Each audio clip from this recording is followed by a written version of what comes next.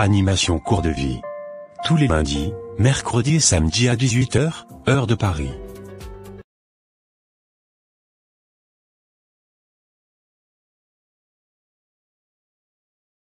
Acteur.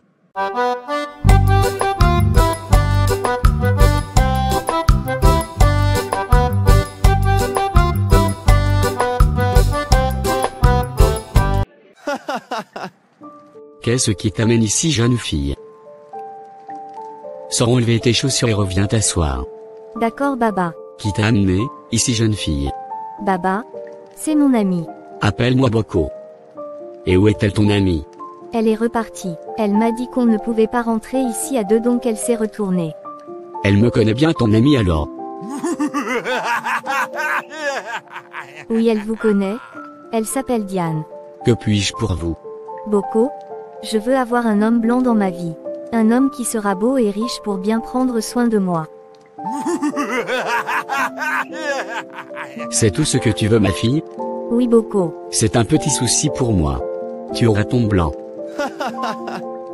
Merci Boko, je vous en serai très reconnaissante.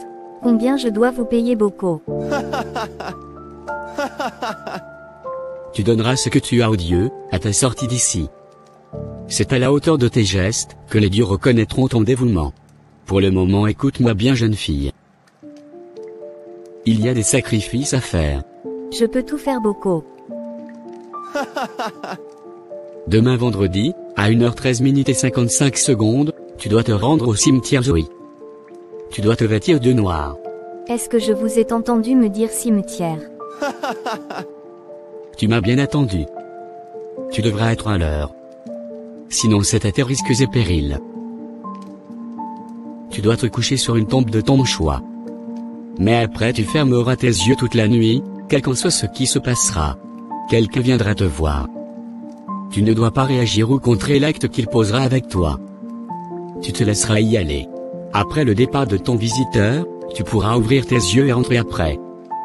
Mais en rentrant tu ne retourneras plus voir ton dos. D'accord Boko. Sur le chemin de ta maison, la toute première personne de sexe opposé que tu croiseras mourra. Ah, Boko? Il y aura la mort dans cette histoire encore. Fais exactement ce que je te dis. Sinon c'est toi qui mourras. À présent tu peux rentrer chez toi et tu ne dis rien à personne. Julie rentra chez elle toute confuse. Elle commença par prendre peur, mais elle se disait qu'elle ne pouvait plus rebrousser chemin. Elle était déterminée à aller jusqu'au bout, pour avoir ce qu'elle voulait, le vendredi matin à 9 h. Eh mon Dieu, qu'est-ce que je dois faire? Mon inquiétude ce n'est pas l'histoire de cimetière. Le côté cimetière ça m'engage moi-même, mais concernant la mort d'un parfait inconnu, c'est compliqué. Qui pourrais-je croiser maintenant sur mon chemin de retour? Allô Diane. Oui Julie, comment tu vas? Je me défends, et toi-même? Oh oui ça va, toi-même tu sais. D'accord. Mais tu as quoi? Tu es un peu triste au téléphone. Oh non ça va, je gère. Hier tu ne m'avais fait aucun retour concernant mon vieux. Ah oui tu as raison. Tout était bien passé, il m'avait dit quoi faire pour avoir ce que je veux. Mais juste que je ne pourrais rien te dire de plus pour le moment. Oui t'inquiète. Je connais bien le vieux et ses interdits. Arrange-toi pour tout appliquer à la lettre, pour avoir un bon résultat. T'inquiète ma chérie, je ferai de mon possible. Il est minuit. J'espère que je vais vite trouver un taxi. Il vaut mieux que je sois à côté du cimetière au plus tard à 1 h pour être à l'heure. 15 minutes plus tard. Vous allez faire quoi à Zoé cette nuit mademoiselle? Ah j'ai un rendez-vous. Mais c'est le plus dangereux quartier à visiter à part ailleurs. Vous avez chance que je passe avec ma voiture de service sinon aucun taxi n'acceptera vous y amener cette nuit. Ah bon? En tout cas, soyez prudente, vraiment prudente. Ne vous inquiétez pas monsieur. Bon je ne pourrai pas aller plus loin. Voici Zoé devant vous. Merci beaucoup monsieur. Julie descendit à Zoé autour de 1h05. À l'heure indiquée par le vieux Boko, Julie se rendit effectivement sur la tombe et suivra toutes les instructions du vieux Boko. Je préfère rester sur cette tombe.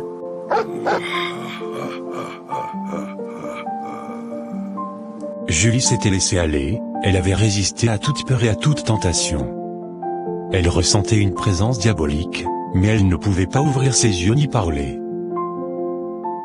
Comme l'avait dit le vieux Boko, elle ne devrait rien refuser. Elle était donc obligée de se laisser abuser par un esprit de mort. Pour elle, c'était peut-être le vieux Boko qui couchait avec elle, alors que c'était plutôt le pire. Il est 3 heures du matin. Après le départ de l'esprit de mort, Julie s'était levée pour rentrer chez elle tout en paniquant. 1 heure après. Je vais vite rentrer, pour ne croiser personne en chemin. Julie pensait échapper à la prophétie du vieux. Elle a dû marcher toute la nuit, et pour éviter de causer la mort à un parfait inconnu, elle empruntait les chemins les plus éloignés du centre-ville. Elle voyait sa maison de loin quand soudainement le pire arriva. Dieu merci, je suis déjà presque chez moi. Qui je vois de loin comme ça? Mon Dieu, j'espère que c'est une femme. Mais n'est-ce pas Ange, le fiancé de Viviane, ça? Il vient chercher quoi devant ma maison à 5 heures du matin?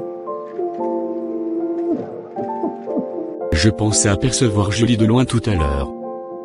Par où est-elle passée, Julie? Julie n'avait pas pu rentrer chez elle, parce qu'elle voyait de loin devant son portail le fiancé de son amie Viviane. Elle avait rebroussé chemin, pour ne rentrer que 3 heures après. Mais le pire était déjà arrivé. Après la visite d'Ange à Julie qu'il n'avait malheureusement pas pu voir, il avait pris la route pour le boulot quand il avait fait un accident et était mort sur le coup. Quand Viviane avait appris la mort de son homme, elle fut dévastée. Qu'est-ce que j'ai fait pour mériter ce sort? J'ai décidé de rester avec le seul pauvre homme que j'avais, au moment où toutes mes amies se battaient pour en avoir plus riche. Et maintenant que ça commence par mieux aller, il meurt dans un accident. Qu'est-ce que je vais devenir? 1 heure plus tard.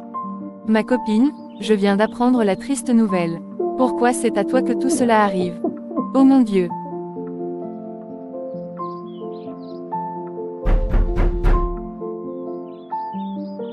Ma chérie. Cette nouvelle m'a bouleversée. Sache que nous sommes là pour toi. Tu es trop restée debout, Jacqueline. Viens t'asseoir et arrête de pleurer. Nous sommes ici pour consoler Viviane et non pour lui donner plus envie de pleurer. D'accord. Mais c'est bizarre les amis, ça fait 2 jours je n'ai plus les nouvelles de Julie. Ce matin en allant au boulot, Ange me disait qu'il devrait passer chez elle en premier. Mais malheureusement, je n'avais pas eu son retour, si ce n'est que la nouvelle de sa mort. Moi également, je l'avais appelé ce matin pour lui annoncer la nouvelle mais sans suite. Julie va bien. Moi particulièrement, je ne l'avais pas appelée ce matin. Elle est au fait un peu occupée ces 2 jours mais elle va bien. Je pense que ce sera mieux qu'on la laisse se concentrer. Peut-être demain ou après-demain on peut le lui annoncer. 2 jours plus tard. Ça fait déjà 3 jours que j'avais fait le rituel demandé par le vieux mais jusqu'à présent je n'ai pas eu de changement. Mais pourtant j'ai risqué ma vie et même donné la mort à un être cher. Je ne peux même pas conter cette histoire à mes amis ni à ma famille. Même Diane ne doit pas savoir pour le moment sinon je risque aussi la mort. Quoi faire? Depuis 3 jours, Julie ne pouvait plus voir ses propres amis, ni répondre à leur appel à cause des conséquences de son choix. Voilà la tournure qu'a pris l'histoire. Ange est mort à cause du rituel de Julie. Mais pourtant elle n'a encore rien eu de ce que le vieux lui promettait. Au même moment, toutes ses amies et la famille d'Ange sont en pleurs pour le décès. Ce sera tout pour aujourd'hui. On se retrouve le samedi pour la suite de l'histoire. Merci à tous ceux qui avaient essayé de deviner la suite de l'histoire. La balle est toujours lancée pour la suite. Faites-nous savoir ce que vous pensez dans les commentaires. N'oubliez pas de vous abonner et d'activer la cloche de notification pour être informé le samedi prochain, si vous êtes nouveau sur la chaîne. Bye.